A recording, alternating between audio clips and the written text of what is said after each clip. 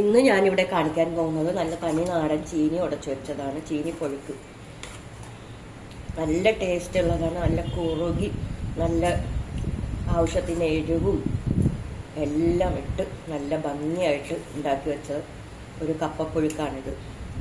ഷാഹിദ കിച്ചണിലേക്ക് എല്ലാവർക്കും സ്വാഗതം. ഇന്ന് ഞാൻ കാണിക്കാൻ പോകുന്നത് കപ്പപ്പുഴുക്കിൻ്റെ റെസിപ്പിയാണ്.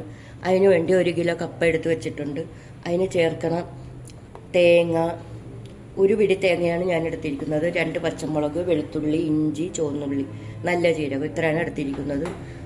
താളിക്കാൻ വേണ്ടി കടുക് എടുത്ത് വെച്ചിട്ടുണ്ട്.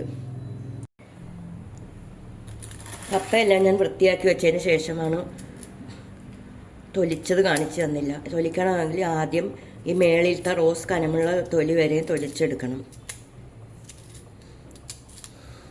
ആദ്യമായിട്ട് ഉണ്ടാക്കുന്നവർക്കും ഇത് പെട്ടെന്ന് ഉണ്ടാക്കാൻ പറ്റുന്ന ഒരു റെസിപ്പിയാണ്.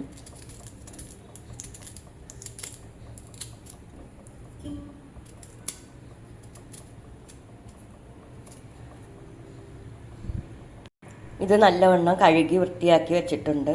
ഇനി ഇത് ചെറിയ ചെറിയ പീസാക്കി അരിഞ്ഞെടുക്കും. ഈ എടുത്തു വച്ചിരിക്കുന്ന കപ്പ നമുക്ക് ചെറിയ കഷ്ണങ്ങളാക്കി മുറിച്ചെടുക്കാം. ഇത്രയുള്ള പീസാക്കിയാണ് എല്ലാം അടിച്ചെടുക്കുന്നത്.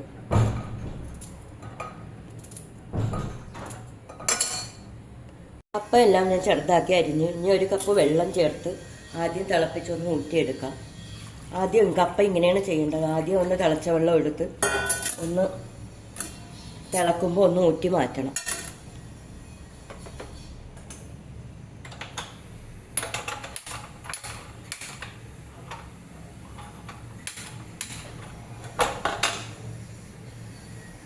കപ്പ വേവാൻ വെച്ചിട്ടുണ്ട്. നമ്മൾ എടുത്തു വെച്ചിരിക്കുന്ന അരപ്പൊന്ന് ചതച്ചെടുക്കാം.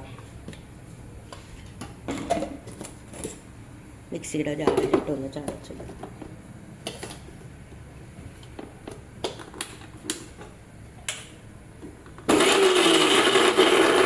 ഇച്ചിരി വെള്ളമിട്ടാണ് നമ്മളൊന്ന് ചതച്ചെടുക്കുന്നത്. അധികം ഒന്നും അരഞ്ഞൊന്നും വരണ്ട.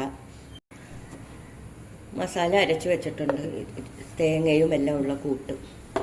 ആദ്യത്തെ ട്രിപ്പ് വെള്ളം ഒഴിച്ചത് നല്ല തിളച്ച് വന്നിട്ടുണ്ട്. ഇതൊന്ന് ഇനി ഊറ്റി മാറ്റണം.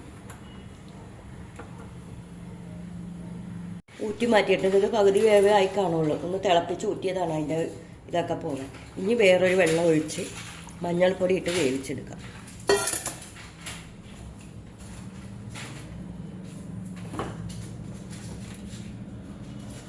കുറച്ച് മഞ്ഞൾപ്പൊടി എടുത്ത് ഊറ്റി വേവിച്ചെടുക്കാം. ഉപ്പും ചേർക്കാം. കുറച്ച് ഉപ്പും ചേർത്ത്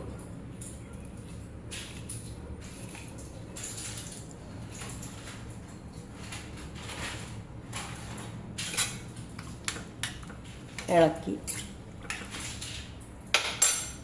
അടച്ചു വെച്ച് വേവിച്ചെടുക്കാം. കപ്പ എപ്പോഴും ഈ മാതിരിയാണ് വേവിക്കേണ്ടത്. ആദ്യത്തെ വെള്ളം തിളച്ചത് ഊറ്റി കളഞ്ഞതിന് ശേഷം പിന്നെ വെള്ളം ഇട്ട് മഞ്ഞൾപ്പൊടി ഉപ്പിട്ട് വേവിക്കണം. എത്ര പേര് ഇങ്ങനെ ചെയ്യണമെന്നൊന്നും അറിഞ്ഞൂടാ, പക്ഷെ ഇങ്ങനെയാണ് ചെയ്യേണ്ടത്. കപ്പ എന്താണെന്ന് തുറന്ന് നോക്കാം. കപ്പ നല്ല ഇത് വേണം, ഒരുമാതിരി സൈഡിലൊക്കെ നല്ല ഇതായ പിരിപിരാന്ന് വന്നിട്ടുണ്ട്. അതിൻ്റെ അർത്ഥം വെന്ത് വന്നു. കപ്പ നല്ല വെന്ത് വന്നിട്ടുണ്ട്. ഈ സ്പൂൺ വെച്ച് നല്ലപോലെ ഉടച്ചു കൊടുക്കുക. സ്മാഷ് ചെയ്ത് കൊടുക്കാം. വന്നിട്ടുണ്ട്. ഇനി തീ കുറച്ച് വെച്ച് അരച്ചു വെച്ച മസാല ഇട്ട് കൊടുക്കാം. അത് ഇതിൽ തന്നെയാണ് ഞാൻ ഇട്ട് കൊടുക്കുന്നത്. ആദ്യം വെള്ളം വറ്റിച്ച് ഈ കപ്പ എടുത്തതിന് ശേഷമാണ് ഇത് ഇട്ട് കൊടുക്കുന്നത്.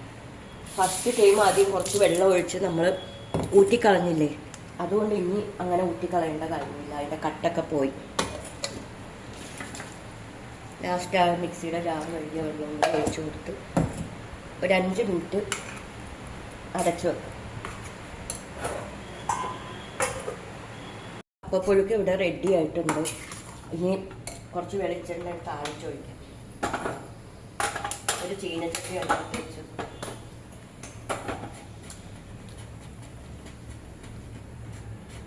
വെളിച്ചെണ്ണ ഒഴിച്ചു കൊടുക്കാം.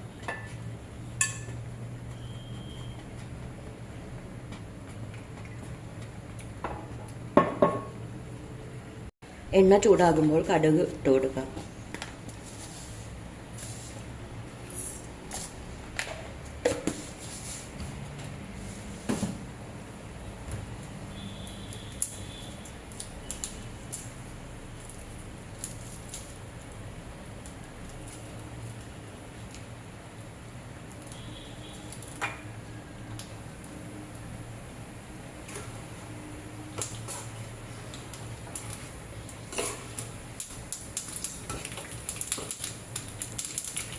കടുക് പൊട്ടിയതിന് ശേഷം കറിവേപ്പിലയും ഉണക്കമുളകും ഇട്ടു.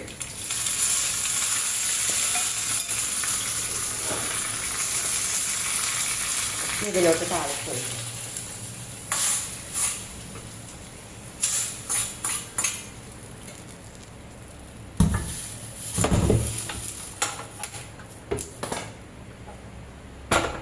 നല്ല ടേസ്റ്റുള്ള നല്ല തനി നാടൻ ചീനി ഉടച്ചു വെച്ചത് ഇവിടെ റെഡി ആയിട്ടുണ്ട്.